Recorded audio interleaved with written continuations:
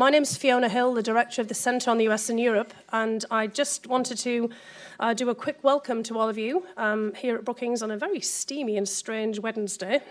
I think we ought to be talking about climate change, but anyway, lots of different political climate changes underway. So I think we're going to go through a 40-degree change, perhaps not on this panel, but over the course of the day. So I hope you all brought your umbrellas. Being originally British, I always worry about people with their umbrellas, so I hope you're all prepared for the storms that are coming this afternoon.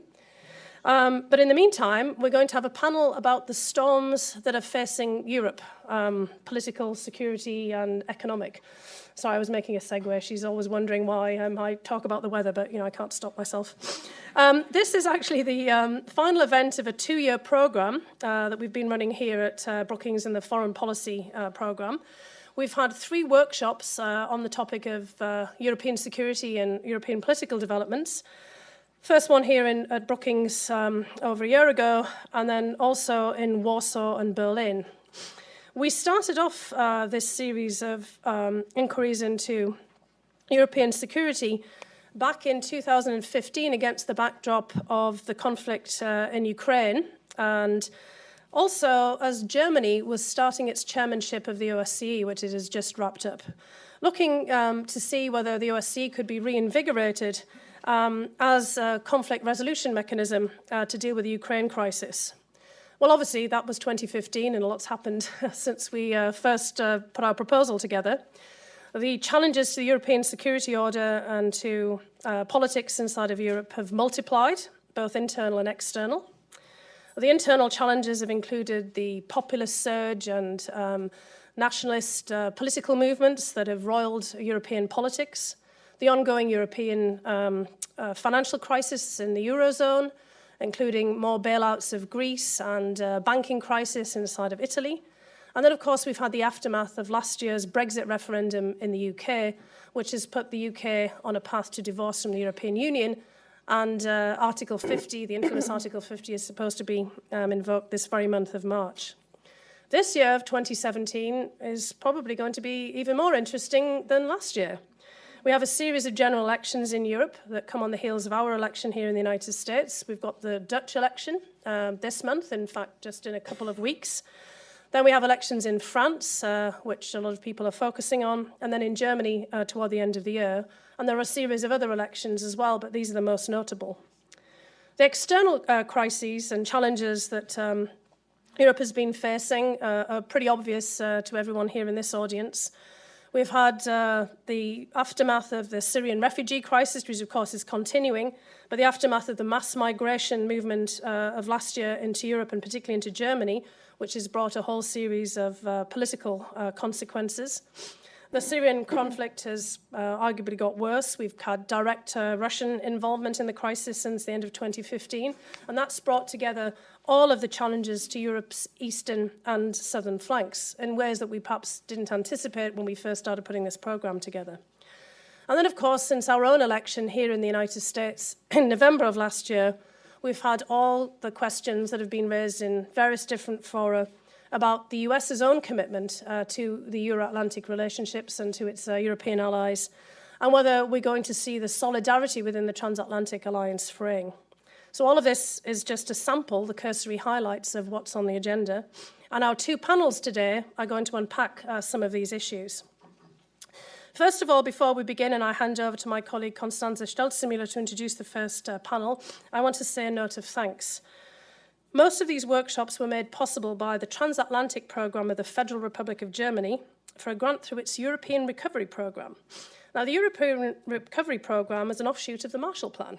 And for those of us at Brookings, it was especially poignant and pleasing that we got a little bit of money left over from the Marshall Plan, because Brookings was one of the institutions that was involved in the drafting of the Marshall Plan itself. So I'm going to make a quick commercial break and a plug for a book edited by our colleague Bruce Jones, the Vice President of Brookings and Director of the Foreign Policy Programme, on the Marshall Plan. It's available in the bookstore. I don't think this is a conflict of interest in flogging our own books, actually. But in any case, I know that there's a lot of sensitivity at the moment on this. But anyway, this is a book talking about the background of the Marshall Plan at an equally tumultuous time in Europe in the late 1940s after World War II. And I think many of the themes that we're talking about today will resonate for those of you who have the interest in having a look at the collection of pieces in this book. We're also have been delighted to partner as a result of this grant and a series of other small grants with a number of transatlantic organisations in the workshops and then putting together this panel. This has included the German Council on Foreign Relations in Berlin, and we have the new director of the council here with us, the Centre for Eastern Studies in Warsaw, and we have a representative of the centre here as well, and then also the Robert Bosch Foundation in both Berlin and Stuttgart that has also made possible a fellowship for us that has allowed us to bring Constanze Stelzenmüller here to Brookings, and then the Heinrich Böll Foundation of North America, which is a traditional partner of ours in putting together our series of programs on Europe. So that's all of the thanks and my commercial break, and I would like to hand over now to Constanze Stelzenmüller for the first of what I hope are going to be two extremely interesting panels on all of the different things that we have to deal with in Europe, and thank you so much for everyone for turning out today. Thanks a lot. Over to you, Constanze. Thank you. All right, good morning, everyone. Yes, I'm Constanze Stelzenmüller. We do talk a lot about the weather at Brookings, and yes, we celebrate the narcissism of minor difference because we're Europeans, and that is what we do. I have to say, it's a great pleasure to have been a member of this family here at Brookings for the last 2 years. And I have to agree with Fiona, life here as a Europeanist in this town has gotten more exciting all the time. And it's gotten particularly exciting in the last 2 months or so. Wasn't quite what I expected when I signed up for this, but it's been amazing so far. And there are many old friends in the audience I see, representatives of the embassy, the think tanks, students, and so on. This is good. I'm glad you turned out in such force on a Wednesday morning. I've got a distinguished panel sitting here with me. I'm going to introduce them quickly, and we're going to have a discussion of about 3/4 of an hour, and then hand over to you, the audience, for your questions and comments. And I'm going to start with Justyna Gotkowska, who is the representative of one of our partners that we did the workshop in Warsaw with to talk about European capabilities in response to the crisis in Ukraine.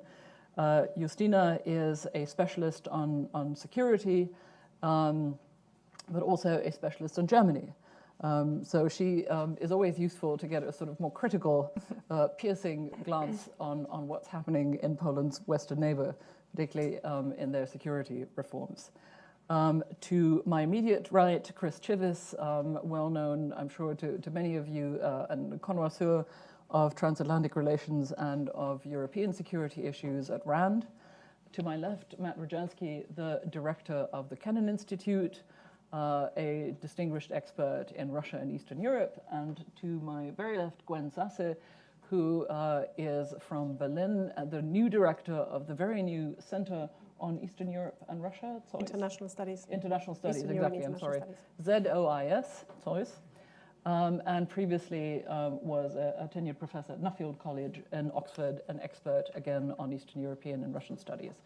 The composition of this panel, of course, will, I think, automatically lead us to focus mostly on European security challenges in the East, and perhaps a little less on the South and the Mediterranean, although I think at least Chris and I will try and push things there as well.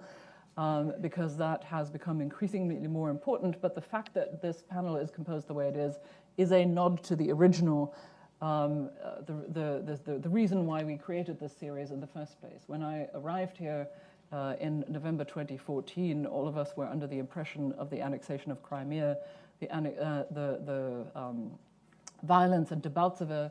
There was a huge debate here in Washington, many of you will remember, about whether to deliver lethal arms to Ukraine.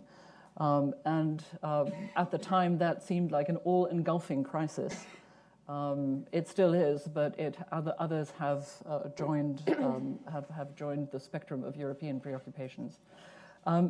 Justyna, let me start with you. 2 years on, after the events in Ukraine, where do you think, if you had to give us a priority list, a washing list, as it were, of European challenges from a Polish perspective, and we'll talk about what to do about them later on, but give us an idea of, if you sit in Warsaw, what is what are your top 3 preoccupations? And perhaps you could give us also an insight into the Polish government's thinking, just of how they analyze this. Well, I think that it will not be a surprise for you when I say that Russia is our prime security concern. You're kidding. And from Warsaw perspective, Russia is a long-term challenge to us on our security of the countries on the eastern flank, but also to the West in general, due to domestic and foreign policy developments in Moscow. Well, we perceive Russia as a revisionist power that questions post-Cold War order, wants to undermine the West, and will play out all the differences and problems within the EU and within the US-European relations. From Polish perspective, Russia not only wants to restore its domination in the post-Soviet sphere, but also wants to extend its influence in Central European region and the Baltic Sea region. What's worrying for us is that Russia perceives military power as one of its main instruments, and is willing to use it, as Georgia and Ukraine conflict has shown.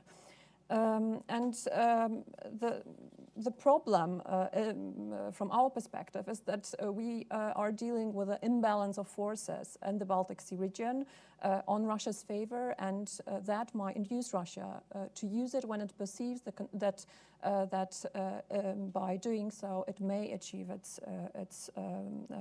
policy goals.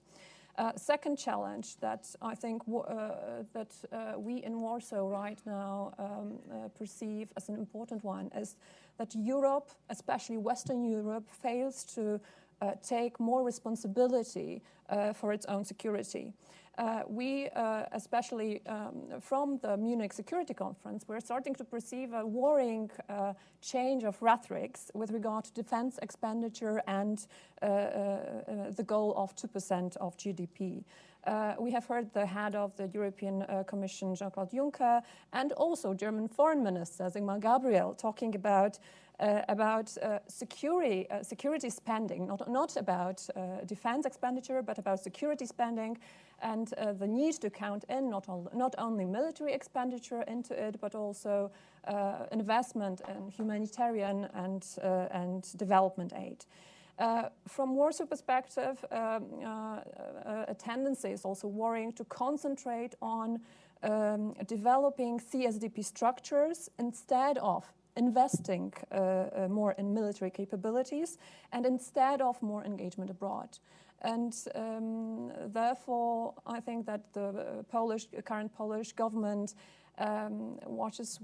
perceives with suspicion especially some German initiatives that are aiming to strengthen CSDP and build new structures such as European or EU's headquarters, because and farther so. And I think that since we in Poland perceive US as our main security guarantor and our main ally within the US, the threat of rising anti-Americanism in Western Europe is worrying for us as well. This is, of course, related to Donald Trump and this administration being extremely unpopular, especially in Western Europe, due to internal policy here in Washington, but also pressure on security towards Europe and possibility of strained trade relations. And the questioning of the transatlantic link that might come in Western Europe, not only that might happen in Germany, for example, after elections, more distance to the US, is perceived in Warsaw as a challenge. Right, and these are your top 3. I would say that from the Eastern flank perspectives, right. I think that right. For us these are Russia, not enough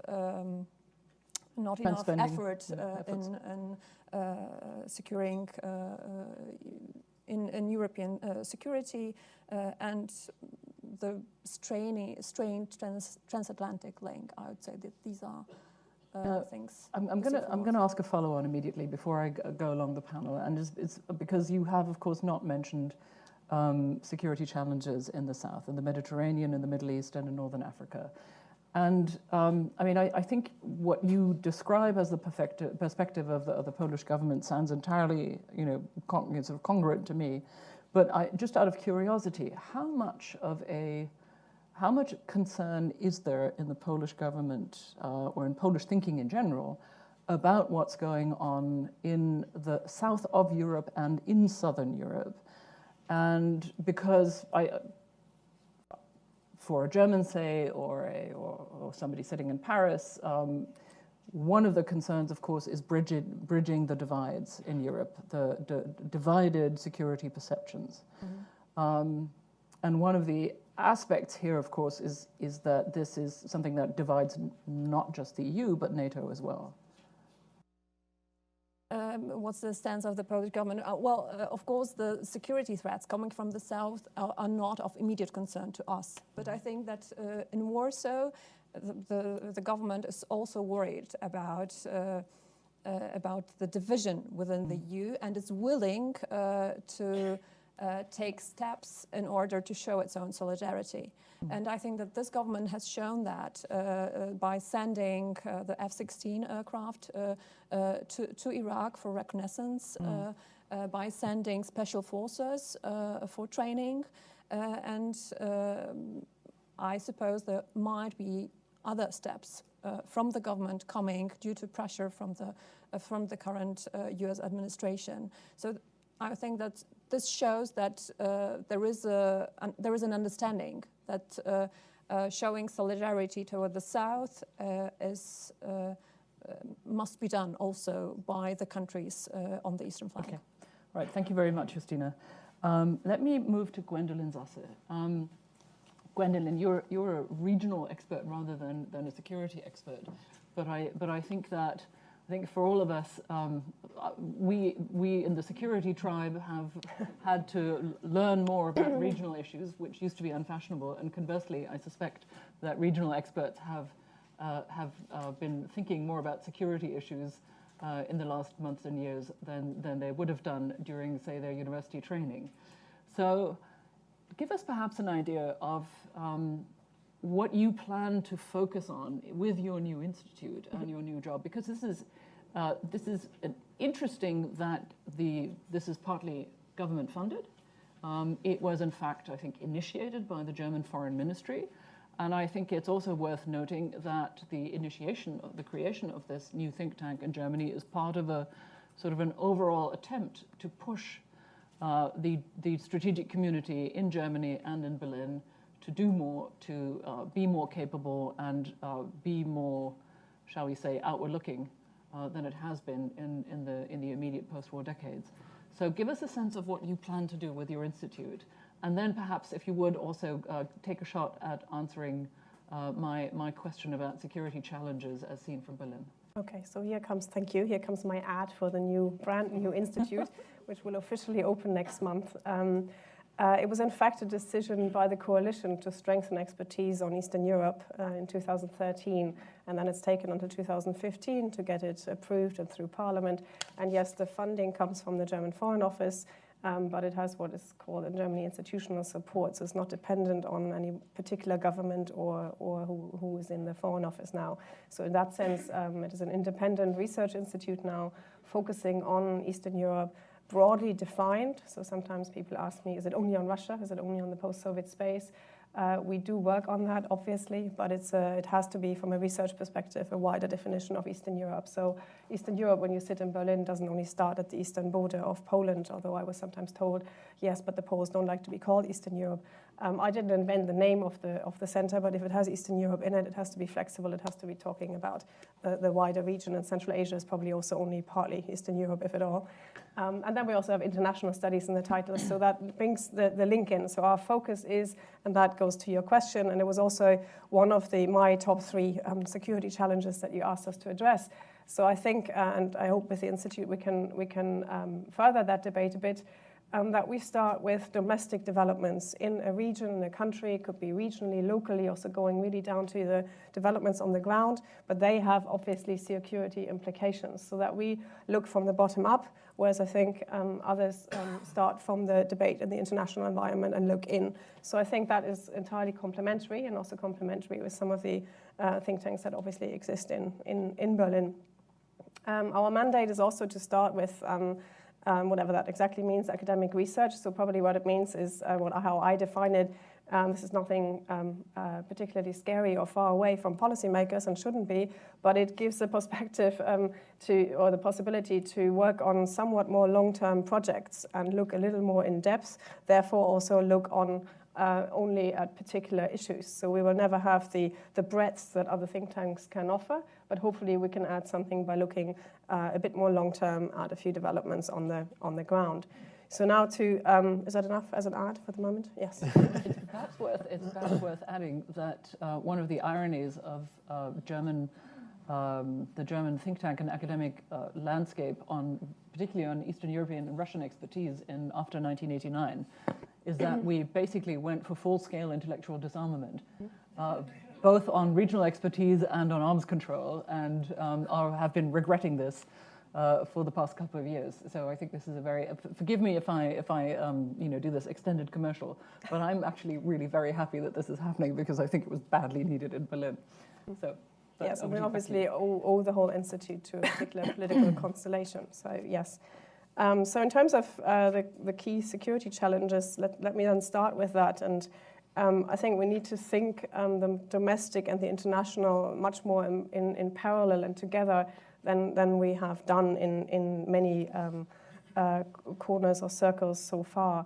And of course, on the one hand, there's a contradiction, or the real challenge is that on the one hand, the US security umbrella for Europe is shaky at the moment. Everything points to the need to, and that's the optimistic argument, that this is the moment for the EU or for Europe to come together and rethink its own security architecture and to become stronger. But at the same time, the scope is also extremely small for that at the moment. If you look at the EU, how busy it is with internal developments, how weak it seems, how the future of the EU itself is highly uncertain, things that a few years ago we wouldn't have probably foreseen at all in this form. All of a sudden, we seem to depend very much on the outcome of the French election. So that is, if you ask also from the perspective of where we sit, although I don't represent the German government, but when you sit in Berlin, yes, there is this perception of now is the moment, now something has to happen, and Germany, mostly by default and by choice, has a key role in this. But at the same time, there's also the feeling, oh, we need to wait what happens in France, or we need to wait and see what happens in the US. So I think this basic contradiction, I think, is a real challenge. The need and also a very good argument for more European engagement and thinking about European security, but the scope for it is smaller than it ever was before. And I get a little tired these days of these discussions as the liberal order over. And I think this talk can easily become a self-fulfilling prophecy. So the more we talk about the liberal order dying, it will probably die even faster. So I think the discussion really has to shift to, well, what enables anything like a liberal order? Maybe we shouldn't even use that term anymore, but maybe a rules-based order that starts again domestically. So there's no point in building something at a European or international level if it doesn't work domestically. So I think a lot of the emphasis now is on domestic politics in individual European countries and in Europe as a whole. If I take a European perspective, this also holds elsewhere. So the talk of the EU being too busy with itself at the moment, or European countries, yes, that's true, but that's also really important that they are very busy with themselves right now, because those are the key issues. And and there's polarization in European societies. There clearly is polarization here, and I think that is the key element. Not only that there is this rise of populism, and we'll see how that unfolds in a number of European elections, But the key thing is that the societies are polarized, and this also brings the chance for some debate, discussion, and regeneration as well. So, and recent trends in France and in the Netherlands, I think, are also pointing towards that. So I think that is really one key starting point for security discussions, and not always at the supranational or European level. And that is linked to, I was going to do them in the reverse, but now you asked me, so I started with the importance of domestic developments. But clearly at the most abstract level, but also at the same time, a very concrete level, one of the key security challenges, I think, is this move away from rules-based institutions. And if we remind ourselves of what do institutions or rules do, they provide predictability, they lengthen actors' time horizons and provide predictability, and that's exactly what's not there. And wherever we look, institutions, international institutions, based on different rules and somewhat complementary, sometimes not always, but wherever we look, the EU, the OSCE, NATO, WTO, they're obviously all different institutions, but that's become really shaky. In academic circles, there's a kind of a group of scholars who studied norms and how norms come about and the life cycle of norms, but that was always focused on all the nice norms, so human rights norms and so on. And this idea of that there's a certain threshold you reach and then there's a certain cascade and the norms spread, mostly through peer pressure. And I think now we urgently need some research on the reverse of that. So it seems also you research at a certain point and then there's a cascade in the opposite direction. And so probably thinking that through, it was never entirely clear how norms, where they actually really come from. But then when you see them and how they spread, that's possible to analyze. And now I think we need to really focus on how norms also start dying or become under pressure in particular. So now what you also asked us what to do about these challenges. And I think one sphere might be one area might be... I'm going to stop you there. Sorry, yeah. Let's talk about that in the second round. Yeah, okay, fine. Yeah. But I think that it's very important that you highlighted the relevance of both domestic internal arrangements in Europe and in Eastern Europe and in Russia. And I'm wondering whether you could expand on that a little bit. I'm sure you've read Ivan Kraster's pieces on the different historical clocks, as it were, the disappointment in Eastern Europe with the segues of democratic transformation. They have made huge sacrifices, huge efforts to transform themselves to the likeness of European Union, to follow European Union rules and to become more like us, as it were, and they have been disappointed, he writes, by what that has achieved for them, for their outlook. I would say that obviously there's a difference, say, between the Baltics, between Poland and Romania and Bulgaria, but can you perhaps give us, with your regional expertise, a little more of a sense of just what those domestic challenges are? I mean, we know that there is illiberalism, there's authoritarianism, but perhaps you can give us a little more of a granular perspective. Mm-hmm.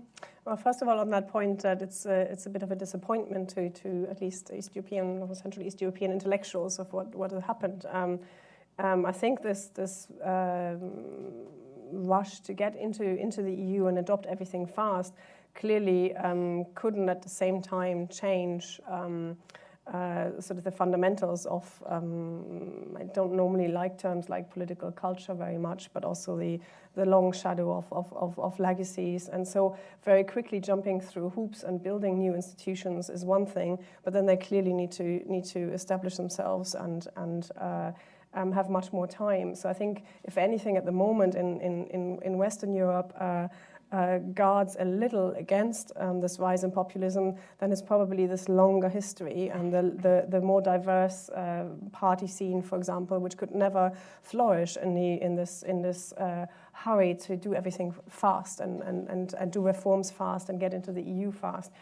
So it doesn't have the grounding that some, at least institutionally, some of the political parties still have. So if we think back at the accession process, the political parties could never position themselves on anything apart from, we can do it better, we can get there faster, we have the technocratic expertise to get us in.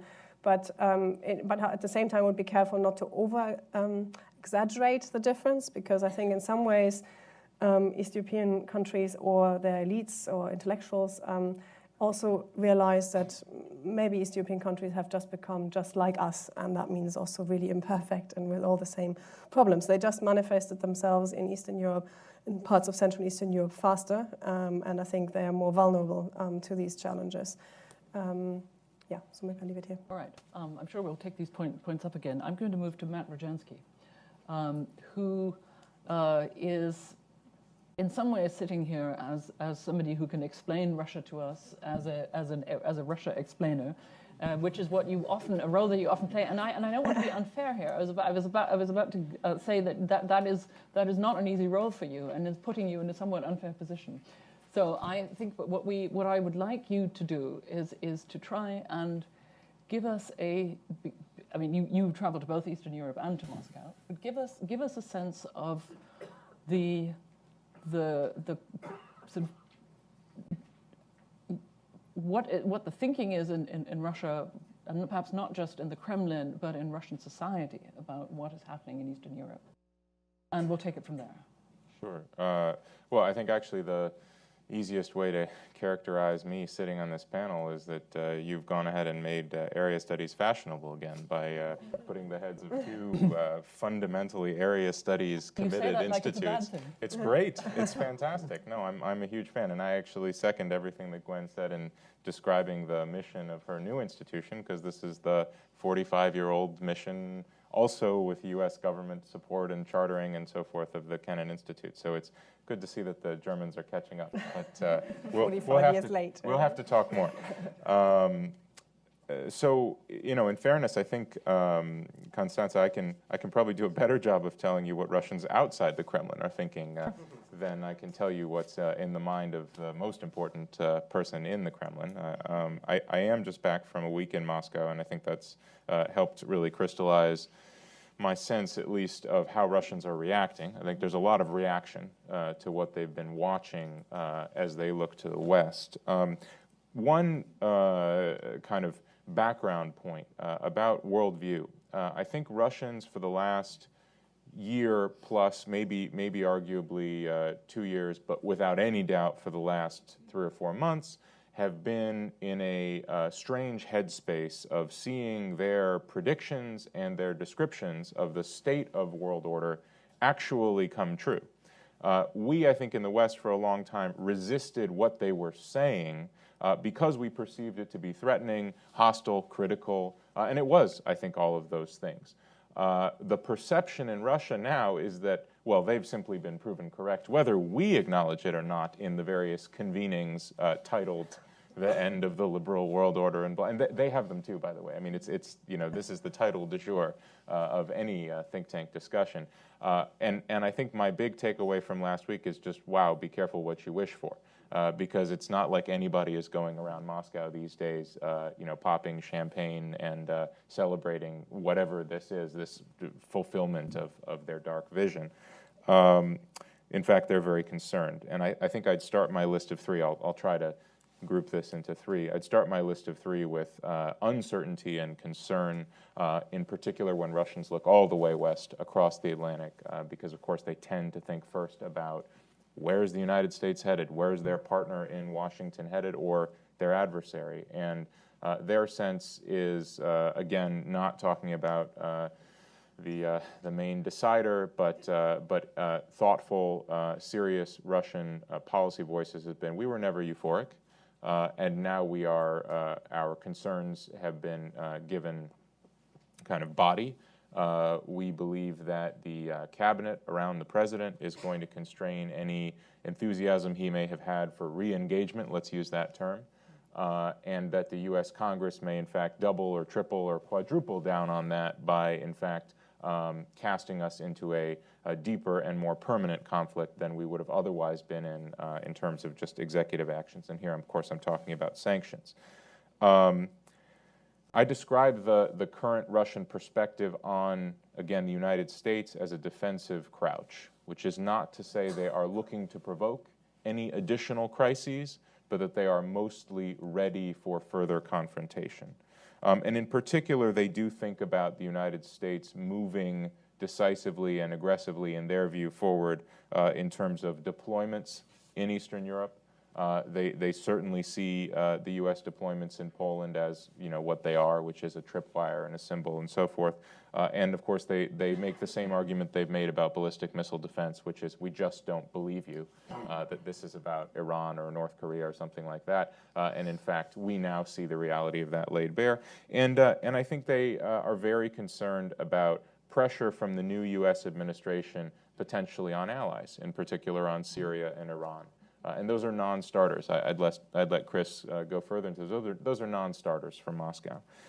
Second general category, let me note, Russians tend to be much more comfortable in the concrete than in the abstract about the European project, but they are concerned both in the concrete and the abstract about the European project. The concrete concern, of course, is what it's always been, that various manifestations of European institutionalism, be they EU or be they NATO or something else, are fig leaves for American empire.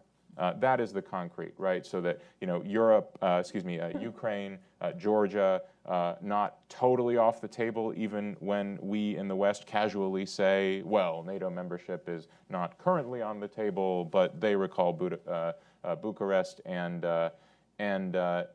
then they look to Montenegro, where in fact, the institutional order is continuing to expand, albeit modestly, albeit haltingly. And their view is that this is the expansion of American empire, and the term that they use is occupation. They talk about European countries now occupied by American military forces rather than hosting bases or being allies or being partners. And of course, this again is the fulfillment of a kind of dark vision and a dark description that actually plays very well into some of the current trends in European politics itself, right? That narrative works better than it would have, for example, 5 years ago. So they're thinking of the Baltics and Poland as being occupied? They talk about them in that way. It's quite impressive. Now, there's no intellectual consistency between that and the notion that they themselves, that the Balts and the Poles and others, they themselves are the provocateurs. In fact, this is a very interesting point, that the United States as the military hegemon coming into Europe is both imperialist and aggressive, but is also naive and is being manipulated by neo-fascists, by long-term Russia haters, by people who seek to provoke a conflict and bring the United States into it. And after all, you Americans, you don't want that. So why would you fall for that, right? So those two messages are simultaneously sent. And then lastly, and by the way, the sort of the abstract side of European institutionalism, important to be aware of, at least note when Europeans talk about things like values of transparency, the European acquis, the notion that use of force is unacceptable in a European context, that radical extreme nationalism is unacceptable, that xenophobia, that all of these things for which the European order was built to prevent these things, well, these run fundamentally counter to most of the themes that have currency in Russian politics today. And this brings me to the last point, which is regime stability for the Kremlin, the self-same Kremlin. The biggest threat to regime stability is this be careful what you wish for problem, is the notion that the locus of dynamism in Russian politics today is not, in fact, the Kremlin. I'm sorry to have to tell you, it's also not the pro-Western liberal opposition such as that ever was and is today. It's in fact, the nationalist voices. It's the voices of criticism of Putin and the Kremlin from the right in some vague and broad definition, although that's broad enough that it sometimes embraces communism and socialism and things like that. And that really is a threat to the Kremlin. And for that reason, when Russia wades into this debate about whether Europe, the liberal order, and so forth, it is very fraught for the Russians. And I'll close on this. I just read this morning, and I didn't even have a chance to read to the end of the article, that apparently the Kremlin commissioned a study of its own media. And this is fascinating because there's been a lot of hand-wringing, some of you might have noticed, about the power of the Russian media, in particular its international broadcasting. We're concerned about it. But it turns out the Russians are also concerned about it, because one of the effects of Russian broadcasting on their own society in constantly drumming these stories about fissures, divisions, crises, dark forces threatening, enemies at the gates, is that they now live in a very fraught and dangerous environment. And lest we conclude, I think overly simplistically, well, that's all to the benefit of Putin, there's a rally around the flag effect and everyone just supports the Kremlin even more, there's clearly some concern, even on the part of the Kremlin, that this is raising the risks that they themselves will be vulnerable to those same kind of tides of populism and fear and nationalism that are threatening some of their avowed adversaries. Let's leave it at that. So I have to ask you, there is not a sense that the Kremlin can actually do something about this? There ought to be. So far, I can tell you that the change that I saw most of all in the Russian media was with respect to President Trump. From this has been reported widely from 3 weeks ago, a month ago, talking about Trump the hero. Look at all the great stuff Trump's doing. To now either not mentioning him or sort of mentioning him and then immediately bringing up some member of his cabinet or some statement by a senator, which is countervailing sort of negativity about Russia. That suggests to me that the Kremlin is still very much in control of media narratives. That said, you do this for a decade, ideas get implanted in people's heads. Sure, and it becomes a self-fulfilling prophecy. Exactly, and I'm also not totally sure that the media is insensitive to the marketplace as it sees it, right? So there are areas in which the press maybe tries to overfulfill the plan, and even if a message gets sent from the top that says, be careful, you're starting to sort of give a little too much of a platform to these crazies, they may not be as in control of that as they would like. Well, that's a sobering thought. All right, I'm going to let that sink in and move to Chris, our fourth panelist.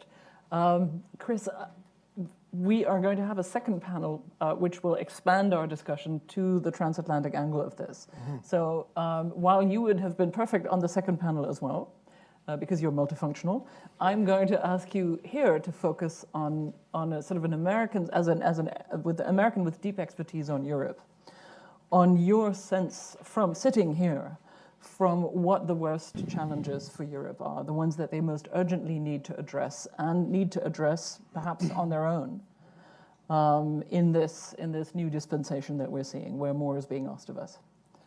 Okay, it's an enormous challenge to pick three, to be honest. I mean, picking up on European studies, I mean, the area studies, the area studies discussion that we were having a minute ago, I mean, I come from an area studies background and moved towards a security studies background about 10 years ago when actually European security was not a very complicated problem. We talked about things like Berlin Plus and the EU Lex mission in Kosovo.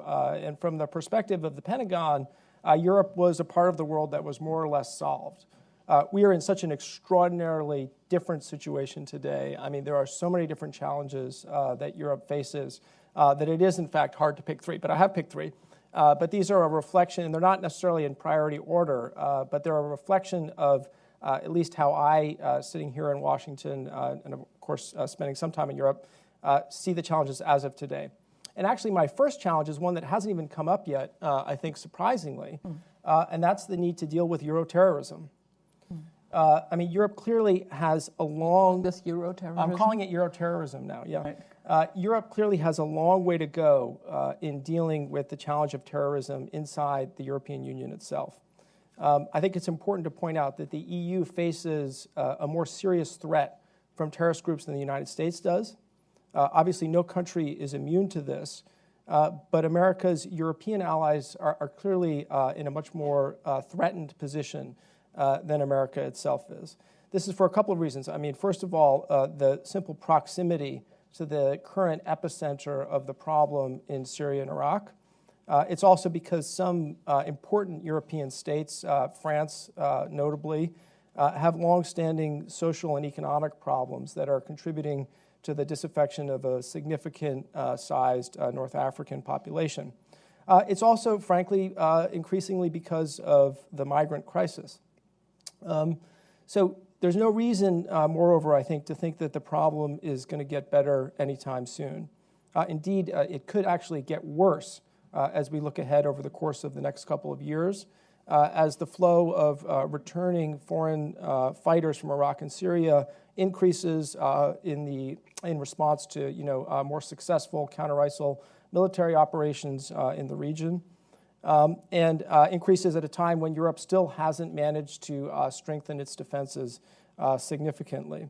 It could also get worse if the migrant population, or at least parts of it, starts to sort of sour on being in Europe, And this also, I think, is something that seems increasingly likely, sadly, given the growing presence of and effectiveness of online recruitment and also growing networks of Salafi jihadists recruiting in person in countries like Germany. Fixing this problem is going to take more resources for law enforcement. It's going to take more resources for intelligence. It's going to take better intra-EU coordination and cooperation. It's going to take continual efforts to upgrade border security. And it's going to take closer cooperation between Europe and lots of countries outside of Europe. I think, frankly, above all, the United States. Obviously, it needs to be done in the best traditions of human rights, the rule of law that the European Union stands for. Second big challenge today is deterring Russia. We've obviously talked about this a little bit so far. I have a slightly different take, perhaps, than some of the others on it. I think the starting point here is that in the last few years, we've seen a really very impressive increase in Russian military power due to Russia's investment in its military, more frequent training exercises, and the overall modernization program that has been going on now for about 8 years. We've seen Russia's influence growing militarily, not just on its periphery, but obviously in the Middle East, and also, although less obviously, within many parts of Europe itself. So I've been studying Russian operations in Syria, and I think there's evidence of some really significant new military capability there. And in addition, I was in Moscow last week with Matt. One of the other things that came across is that the Russian military itself is increasingly empowered within Russian politics and increasingly emboldened as a result of the success or the perceived success to date of operations in Syria. So there's obviously been a lot of hopes about, some kind of a grand bargain with Russia, and I think we should all want better relations with Russia. It goes without saying. We need to take a lot of steps to ensure that the growing tensions that we've experienced in the last couple of years don't spiral out of control. This means we got to have effective mechanisms for crisis management. Eventually, I think we're going to have to find some common ground on Syria if we're going to resolve that conflict. There's a lot of other issues that we need to continue to engage on, like strategic stability, for example. But I think even as we do these things, there are a host of challenges that are going to continue to divide Europe and Russia, to divide NATO and Russia, to divide Washington and Russia, beginning with the European Union itself, including attitudes towards human rights, multiculturalism, free markets, liberal democracy, international institutions, missile defense, Iran, Afghanistan, Syria, North Africa, the role of military power, the list goes on and on and on. The things that are there, they're not going to change overnight, and I hope no one expects that they will. Because it would be unrealistic.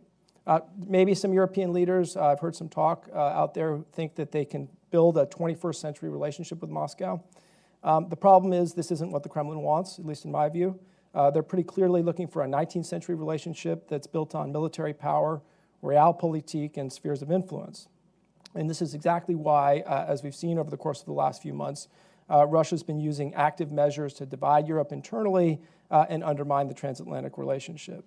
So deterrence, if it's properly implemented, is going to reduce the risk of miscalculation and therefore conflict. I mean, I think this is something that a lot of people perhaps don't recognize. The point of doing forward deployments in Central Europe is to actually reduce the chances that we're going to get into some kind of a conflict with Russia.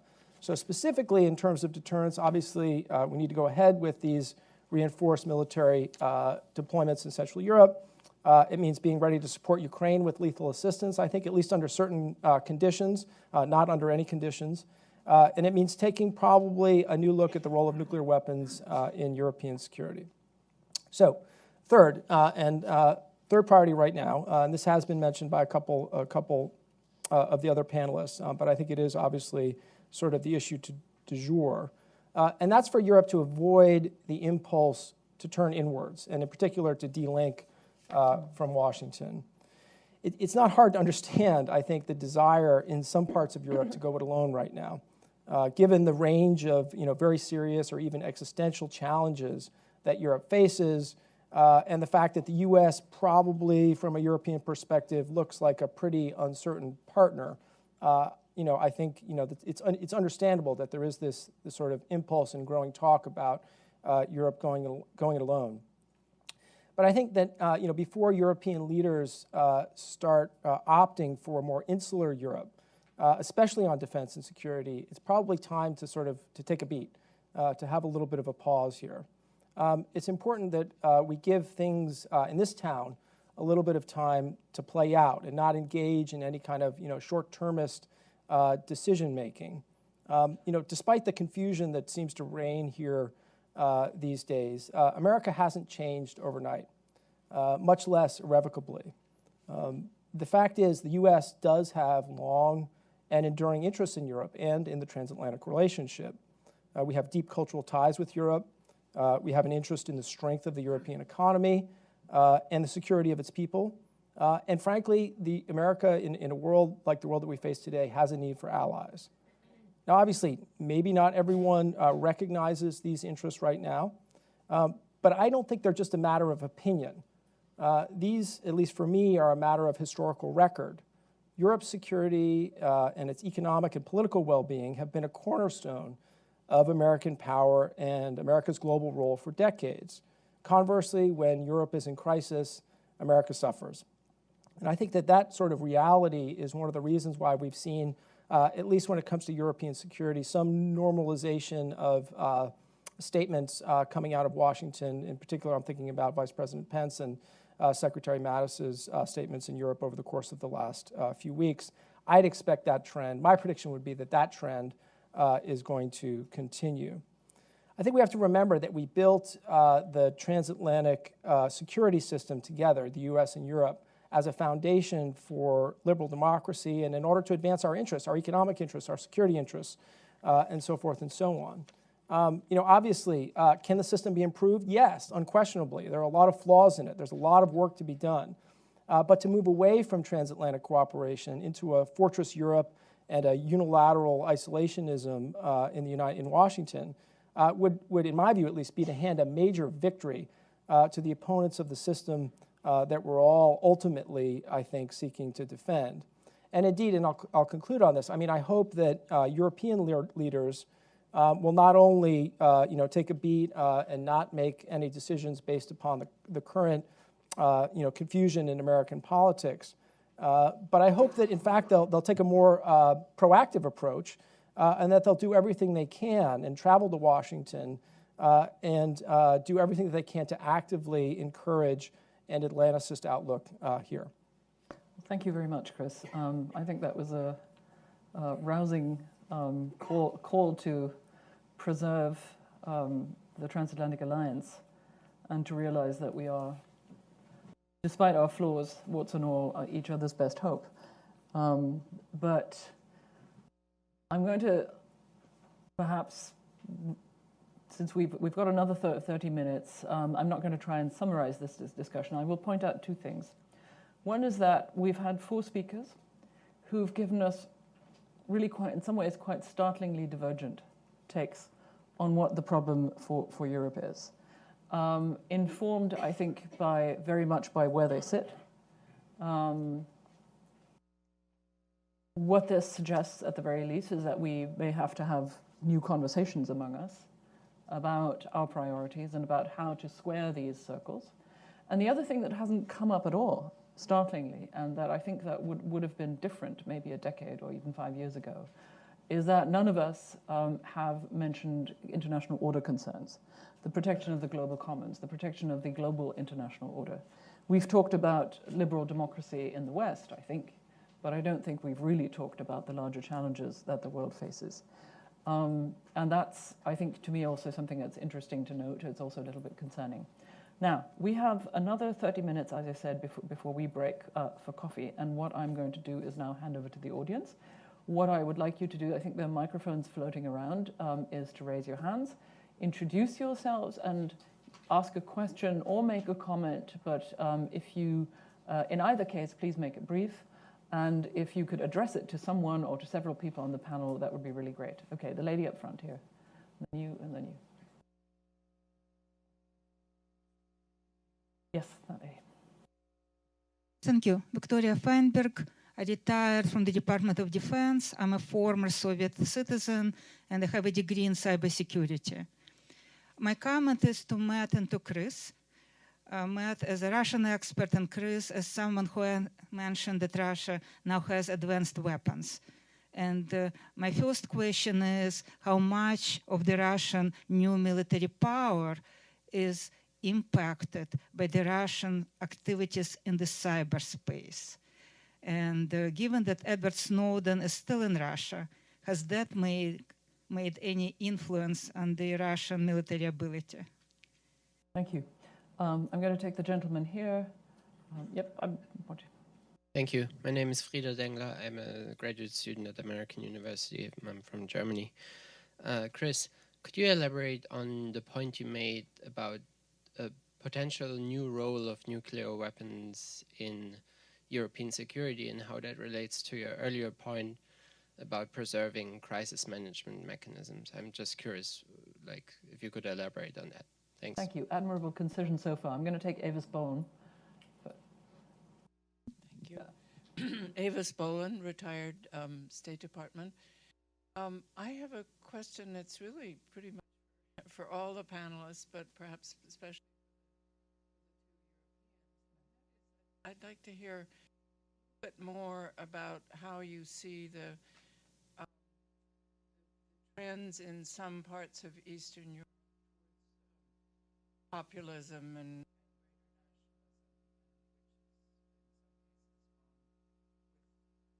greater ties to Russia and a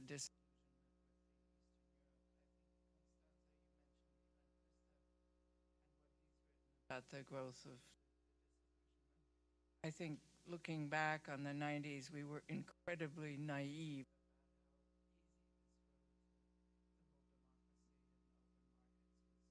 Right. Underestimated the how worried should we be?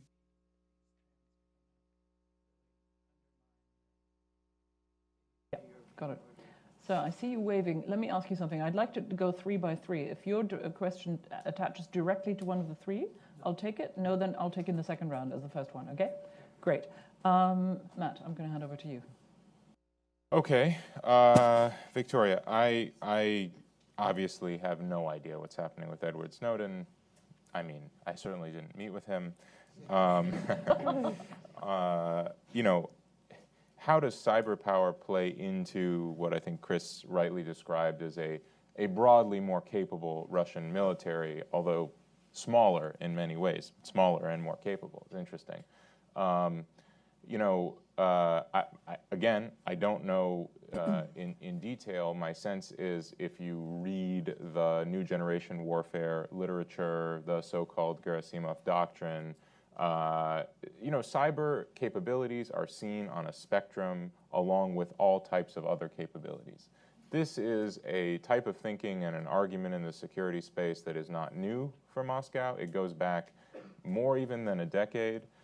And when I brought up the question of cyber carefully with my Russian interlocutors, you know, because you go straight to the election hacking thing and you just kind of get dismissed out of hand. I mean, that's basically still the Russian position. But interestingly, when you talk about cyber in broader terms, as a kind of military capability, as if it's almost the late 1940s, and we've sort of just realized that there is this new weapons system that's very, very capable, but we don't yet know the rules for what you can and can't do and what the implications and how you deter. There is an interest in having that conversation. That I got very, very clearly, and the Russians specifically cited this meeting that's now happened between Dunford and Gerasimov as potentially the beginning of professional to professional conversations about new rules of the game. And that I heard consistently. I think that there's something promising in that. But if we recall back to about 15 years ago when the Russians came, I think, to the Bush administration in its first term with a proposal for a cyber treaty, and the American response was, great, let's do a treaty on cybersecurity or an agreement or dialogue. And the Russian response is, no, we mean information security. Different perspectives on the same technologies given the different ways in which they're used, including vis-a-vis your own citizens. So I leave it at that. we could have a whole separate conference on this, obviously. But Chris, over to the... Yeah, I mean, I think the point that Matt made last about Russian thinking about cyber capabilities falling under the broader rubric of information security, which includes the ability to control the information that your population consumes, is obviously something of an impediment to the kind of discussions that you're talking about. In terms of the use of cyber, I mean, I think clearly it's so far more part of Russian unconventional warfare, part of the Gerasimov doctrine. But my concern about it is that if you imagine a conflict moving up the phases of conflict to more intense conflict, cyber has a potentially a very destabilizing effect, particularly in crisis situations. It's kind of a loose hinge in part because we don't know enough about what the capabilities actually are. We don't have good attribution. Cyber forensics is very difficult.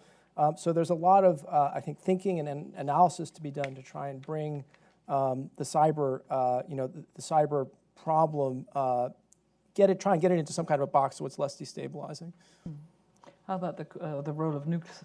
Yeah, I mean, so my point there is really, I mean, obviously when you're talking about nuclear weapons, you don't want to do anything in large steps. But I think the point is that it is certainly time for NATO to take a serious look at its declaratory posture, for the United States, the UK, and France in particular to perhaps be meeting a little bit more regularly to discuss nuclear issues.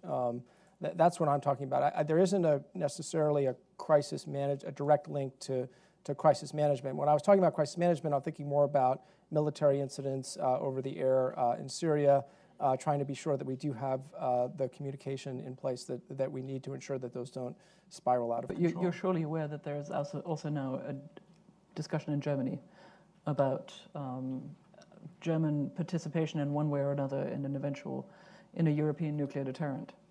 Yes. Do you have a take on that? I think it is the very fact that discussion is taking place is notable. I would agree with you. and potentially helpful, to be honest. Yeah. Yeah. I mean, I think maybe some of you know the Germans are members of the nuclear planning group at NATO because they host American nuclear weapons on American soil. Of course, we have no idea how many and where they are. But I agree with you, the fact that that's happening is not just notable. I think it represents a really significant shift in the German debate. It's also perhaps, I think you should perhaps not overread this as a sort of, Germany racing for world domination yet again. That's not what this means. I think it's important as a concession, an implicit concession of the extraordinary problems we face in upgrading our conventional capabilities and making them more effective and credible on a European level. I'm going to move over to Justina to talk a little bit about the question that Avis Bowen raised about populist and authoritarian tendencies in Europe, and perhaps more general on the issue raised by Gwen, the importance of our domestic arrangements for our security and perhaps also for our resilience. Yeah, but I would like to Please to go. have a word Absolutely, on nuclear I'm not trying issues to in limit you. Germany. I do think that these discussions are pretty marginal in Germany. If you think about a few years back when Germany wanted to get rid of U.S. weapons, and that there was a huge, famously under Foreign Minister Westerwelle. Political Westerwelle. Yeah, but CDU conservatives also supported that policy, and then you have a huge. I think also support for this in the German society. I think there will be no change of Germany's policy. I would like to see, for example, more military planning with regard to Tornado's aircraft that are taking part in nuclear sharing and are planned to carry U.S. nuclear weapons in case of conflict.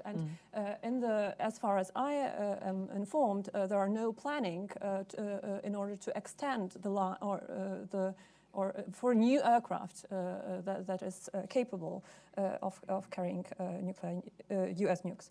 But with regard to the discussion about populism and nationalism in Central Europe, and I talk about Central Europe because I think that labeling is very important. Since rhetoric somehow has an impact on thinking and on analysis, putting Poland and Baltic states and Visegrad states to the basket together with Ukraine, Belarus, and Russia influenced them the thinking.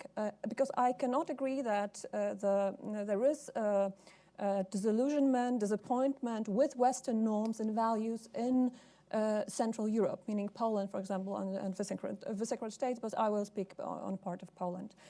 I think that what is happening in Poland is a part of a wider European and also US phenomena, because it is first of all, the disappointment of certain social groups that were excluded from some benefits from economic development in Poland that took part to the change of governments. There was a disappointment of exclusion of certain political groups with a more conservative mindset from the political mainstream and labeling them as nationalistic in Poland.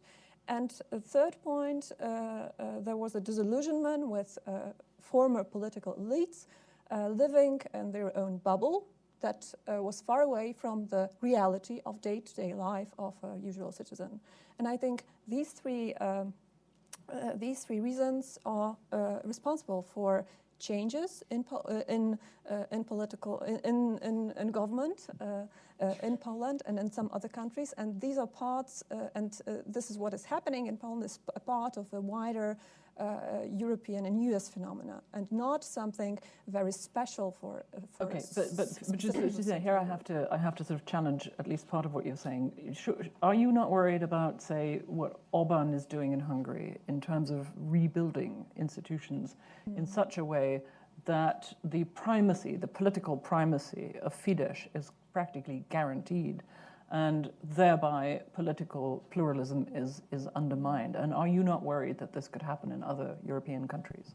No, I'm not putting a Eastern, Western, Central, or anything in front of that. I was talking more about Poland, not talking about Hungary. I don't think that will happen in Poland. We have a great polarization, as it was discussed here before, in Poland, but we have a great pluralism as well in Poland, in spite of government taking over public television, for example. Still, the variety of opinions and the possibility to express them is there, and in my opinion, will still be guaranteed. Okay, thank you. Gwen, how about you? Can I just respond briefly to the labeling issue, because I think you brought it in initially, Constanze. My plea was just for one, that Eastern Europe is in my way of using it, a pragmatic term, that this is a political construct and can very quickly be politicized, is very, very clear. But I think all of the terms, Central Europe, Eastern Europe, post-Soviet, Balkans, that's all really problematic. So my plea was only for kind of a construct that we then look carefully who uses it for what purpose, but rather than saying this is now Eastern Europe and that isn't. On the populism question, I completely agree with you, Justina, that I would have responded like that as well, that it's not just an East European problem or Central European problem. So I think for a long time it was in particular very eloquent intellectuals like Ivan Kvastiev saying there's a problem in Central and Eastern Europe, but it gave us, I think, the sense that it's a problem over there somehow, and we don't have it. So I think it's much more important now to say we have it in Western Europe, we have it here in the US, and we also have it in Germany, that's what I mean, and we have it in authoritarian states too. So I think the more interesting question in a way almost is how come that authoritarian and systems and democracies seem to be becoming more and more alike. You know, they use some of the same dynamics and they have some of the same problems. But as I said in my initial remarks, what is then specific about Central and Eastern Europe is that some of the more recently created structures can come apart much more easily, so that there isn't kind of anything to fall back onto, it seems. And so then in Hungary it's gone quite far, and in Poland there's at least a threat if you start tinkering with the Constitutional Court, with the media. So this is coming apart faster, but I think the phenomenon is present elsewhere as well. And I think in some ways the security discussion we've had and the security situation we find ourselves in internationally, globally, to some extent distracts from that. So for example, it is now the moment, I would say, easier for the Polish and German government to have conversations about security and about Russia, but that also distracts from raising issues, domestic issues, and so everybody's quite happy not to have to address them. So you brought in this point initially that many Central East European countries are unhappy with the EU, talking about now the ones who in particular joined the EU, but also those who are not and may never join. But also they, of course, don't want to be told by the EU what they should do. So this is also not a mechanism that would work. But I think by focusing on the security issues, some of these issues get taken out of the debate. So there's no kind of warning voice on some of these issues there. Having said that, also, I mean, talking about Germany, they also should start with criticizing what's happening inside the country. That's always a given as well. But I also would like to point to, and I think Justina just mentioned it for Poland as well, that it's a mixed picture. I mean, let's not forget about the mass protests in Romania. I mean, this is a different kind of society, and we probably wouldn't have quite expected it at that point in Romania over an issue to do with corruption. So still, I think the image of that society and that system still struggling with that more than other recent kind of EU member states. Countries have joined more recently is a different kind of statement, or protests in Poland that have forced the government to revise something. So it's not a completely clear-cut picture either. You've just made me realize that perhaps there is something of a silver lining to this situation that we find ourselves in, which is that we are sort of relearning each other.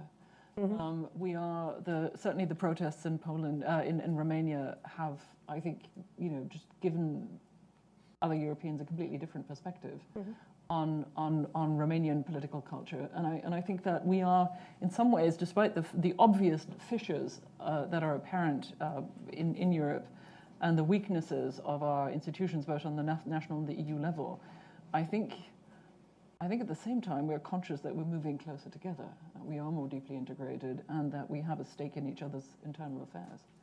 Let me, again, I'm conscious of the passage of time. I'm going to take a last round of questions. I'm going to ask all the questioners to be brief, and we will start with the gentleman over there, Philippos. Then we'll take 2 more questions, and I will ask my panelists to, in their answers, to sort of also address perhaps the questions of what to do about the challenges that they raised in their responses to my first question. Okay, so up to 4. Thank you very much, members of the panel. I'm Elliot Hurwitz. I'm a former State Department, World Bank, and national and intelligence community person. And I would like anyone on the panel to comment on the Baltic states, Lithuania, Latvia, and Estonia, which were occupied in the past by Soviet and German troops. And there is now a Soviet base in, I believe it's called Kaliningrad. This has significant implications for European security. So anyone on the panel who would like to comment on that, I would appreciate it. Thank you very much. All right, the gentleman in the back there on the side, yep. Thank you. Good morning, my name is John Denny. I'm from the Strategic Studies Institute at the Army War College. I've got a question for Matt. Matt, you're, the news that there's a Kremlin-sponsored or Kremlin-initiated study of media impacts domestically in Russia is both ironic and paradoxical. I wonder if I could draw you out a bit more on that, though. It seems to be clear that the Kremlin's concerned, if this is the case, that they're concerned with some movement or candidate getting to the right of Putin. How widespread is that concern? Did you perceive how widespread it might be in your visit there and the people you spoke with? And could you tie this back to something that Chris said, which I thought was spot on, which if I could paraphrase amounts to basically, it takes 2 to tango in terms of the future of the East-West relationship. Thank you. Thank you. All right, and in the back over there, and then I'll take you as well, and then we'll over there. Philippos, the gentleman in the back. Philippos, can you raise your hand again? Oh, have you got a mic? Good, please, go ahead. My name's Prescott Heighton. I'm a law student over at American University and a graduate student at School of International Service. My question is primarily for Matt. U.S. has been caught off balance and flat-footed by Russia periodically over the past decade, and this is probably in large part due to a lack of understanding Russian history, its distrust of the West, and us seeking a 20th or 21st century solution, whereas Russia's seeing things through the lens of realpolitik. how would you recommend that the Trump administration approaches the situation so as not to be caught in those same scenarios? Okay, thank you very much. Another lady here. Thank you. My name is Marcy Reese. I'm recently retired from the State Department, and I was last ambassador to Bulgaria. My question is, it's a remarkable display of different problems in Europe, fissures between Baltic, Central, Eastern Europe, Western Europe, all these elections coming up. How realistic is the prospect that Europe will come together, heal these wounds, produce a different perspective on, perhaps a better perspective on transatlantic relations and European security? Thank you very much. Okay. All good questions. I'm going to go in reverse order, starting with Chris. And again, we've got about 7 minutes until the coffee breaks, and I, as a German, take coffee breaks very seriously.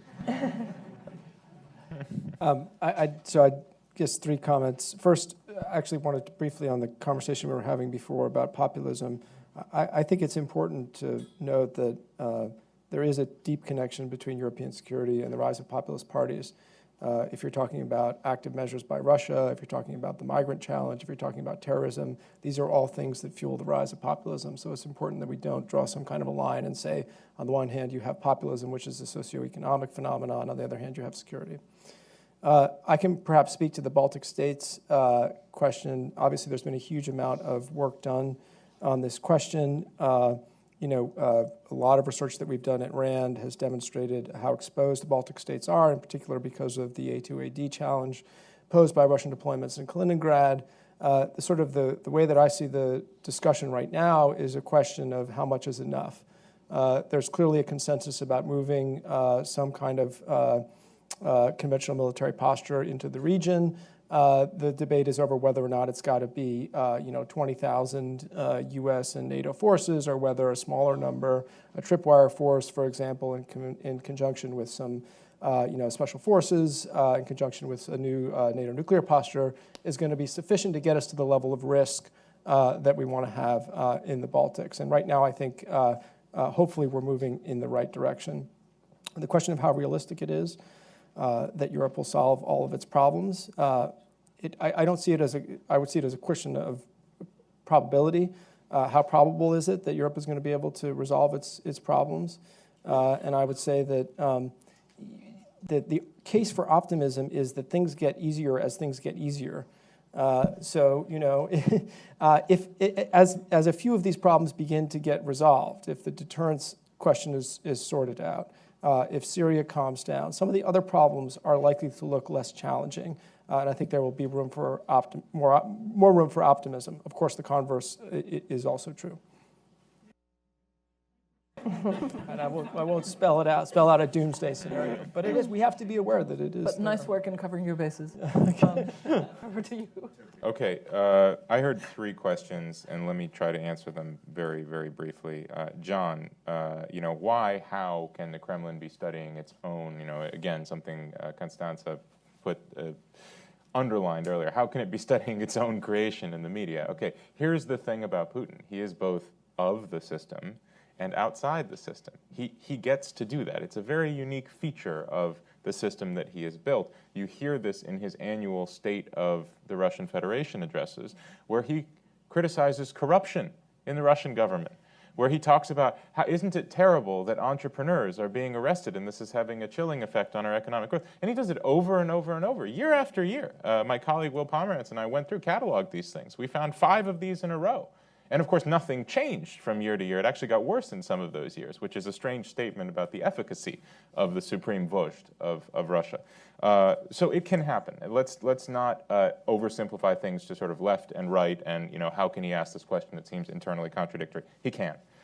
Second, the question about sort of how not to be surprised, okay, well, study Russia. Okay, that's the first step. No, seriously, just actually pay attention. It is very important to have a grounding in who we are, where we want to go, what we stand for, what our institutions are about.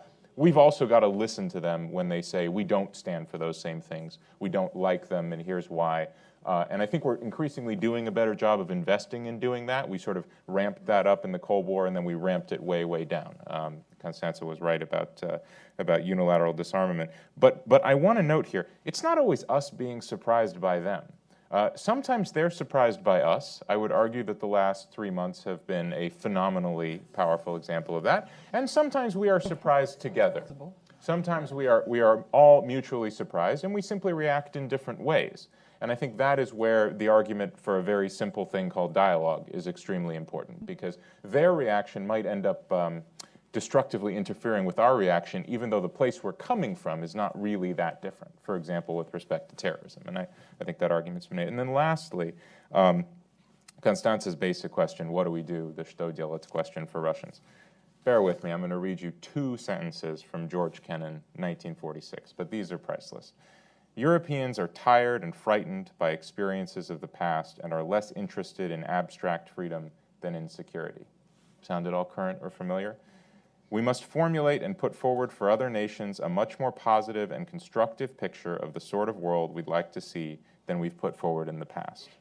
So his message is, you don't do containment, you don't defeat the Soviet Union or Russia by playing whack-a-mole, right? Wherever they set the agenda, Donbass, Syria, you show up and overmatch them with your greater power. But that where help is needed, you provide it. So the Marshall Plan, which grew out of that exact same spirit, this institution and others, George Kennan at the time was at the National Defense University, this was the National War College at the time, right? But these ideas have as much currency today as I think they did in 1946, and I pointed out some of the other ways in which I think this period is more similar to that than it is, for example, to the height of the Cold War in the early 1980s, when at least we had some basic frameworks and some basic rules. There's a lot of uncertainty, and I think, therefore, there's a need for a clear vision from our side about how you solve problems and resources to solve problems. Okay. 3 quick things. One, on the question, will the EU or Europe get its act together quickly? Definitely not.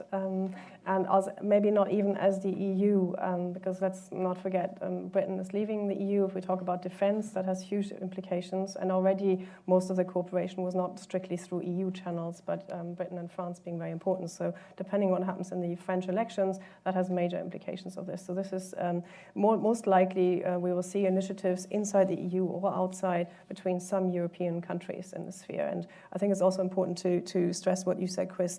It's not going to work as some sort of isolationism, but my argument before was that there's a lot to do in Europe itself, but that will only work in the sphere with the US. Just what's changed is it's not I think a push for isolationism, but this taken for grantedness of the US role in Europe. That's no longer there, but that can have different implications. Briefly on the Baltic states, I think one thing not to forget is that Estonia and Latvia have large Russophone, that's not ethnic Russian, but Russian-speaking minorities. Many members of these minorities are not well politically, socioeconomically integrated into the states. So when into Estonia and Latvia, into the systems. So this is mostly a legacy of the early post-Soviet period. And when we talk about will Russia test NATO in the Baltic states next, I would point more to other ways of being able to destabilize the situation from within rather than testing militarily whether Article 5 holds. This does not mean that this Russian-speaking population is one group and all looking to Moscow, but there's potential for destabilization that will suit Russian purposes possibly better than actually testing anything militarily. I want to sneak in, because Constanta interrupted me beforehand, my top security challenge, which I never mentioned, and it was the most concrete one, which you maybe expected most from me, in Europe. I think let's not forget Ukraine. I mean, there's not, apart from Europe, there's not going to be anybody really focusing on Ukraine very much. So however frustrating, for example, the Minsk negotiations are for everybody involved in them, that is the only possibility to maintain a dialogue, and maintaining those channels is absolutely vital. And I think Germany and France have a very important part in this at the moment, and we see this again. So often this question, oh, isn't that all dead? It can never be implemented the way it was planned, but that's not the point of a peace negotiation, of a conflict management process. So this is the only thing there is, the only thing all sides agreed on, and it's absolutely vital that Europe, the EU, in particular Germany, France, keep this momentum up. And then finally, the little question on what do we do about all of this?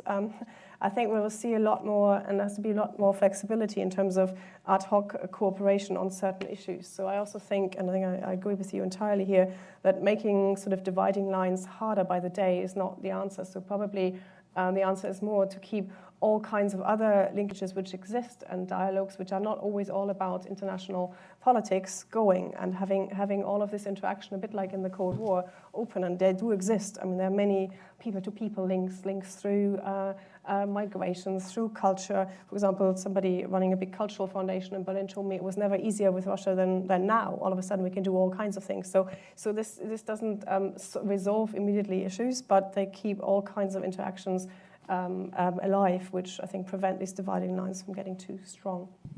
Thank you. Justina. So a few words about Kaliningrad Oblast. Yeah. From Polish and Baltic states military perspective, it's a crucial area. By deploying the air defense, coastal defense, and ballistic missile defense systems, Russia can effectively close large parts of Baltic Sea region and large parts of Poland for and maritime traffic for the NATO forces. And in order not to do that, in order not to let Russia do some miscalculation that by some military incursions in the Baltic regions, it may get its grand bargain with the US. It's so important to sustain the US deployments, the European deployments in the region, as Chris said, to maintain and keep the transatlantic unity and to send right messages, first of all. And with regard to prospects of European solutions, I think that the elections in Germany and in France will be crucial. And for us, from Polish perspective, the elections in Germany are the ones that are mostly important. And we hope for a Merkel government that is more prone to more defense spending and supports, I would say, would give more support to transatlantic relations that an SPD-dominated government. All right. Thank you for that clarity. I am not going to even attempt a resume of this discussion, except that I thought it was fascinating. We covered a lot of issues that we could actually construct several new conferences about. But I'm very grateful that all four of you took the time out, and two of you actually traveled across the ocean to join us this morning. I thought this was really great. There are obviously some concerning differences of perspective, but at the same time, I think so much has happened in the European space in terms of attempts to address these concerns that I would not have been able to imagine 2 or 3 years ago. Including in my own country, for that matter, that I have at least a little bit of hope that we could get out of this storm brewing over our heads. And with that, I'm going to say thank you to all of you. Please help me thank my panel. And we will... And of course, I went into overtime, so we will meet again at 10 of 11 for the next panel. Thank you very much.